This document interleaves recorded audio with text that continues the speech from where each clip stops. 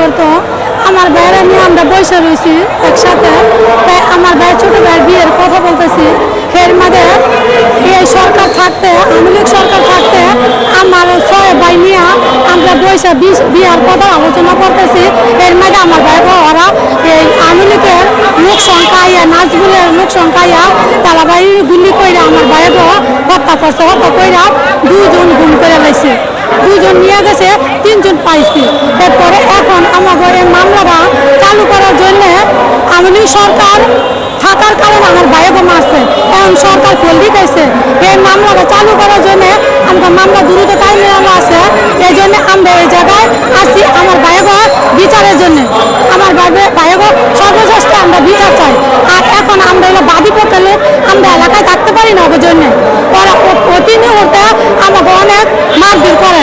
কালকে আমার এক বাতিজারে মারছে, মায়েরা হাসপাতাল পাঠাইছে। আমার ভাইয়েরা এলাকায় থাকতে পারে না।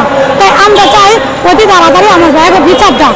আর দেশবাসীর দ্বারা এটিও একটা অনুরোধ, আমার ভাইকে বিচার চাই। আমি সবাই আপনারা আমার ভাইকে বিচারটা করার জন্য আমাদের দ্বারা অনুরোধ আমার ভাইকে বিচারটা চাই। আমরা ওরা অতি মুহূর্তে আমাকে হুমকি দিতেছে আমাকে দ্বারা আমরা মিলার জন্য। মামলাটা 2016 সাল মামলাটা এখন প্রায় 9 বছরের উপরে চলতেছে না। এতদিন মনে করেন ওরা 9 বছর হয়ে গেছে গা, ওই মনে করেন অনেক টাকা দিয়া আমাকে মামলাটা টাইম মেনে রাইখা দিছে। অন্তত আমরা এই মামলা চালু করার জন্য আমাকে দ্বারা অনুরোধ, আমার ভাইকে বিচারটা চাই। 10 বার পর্যন্ত পারে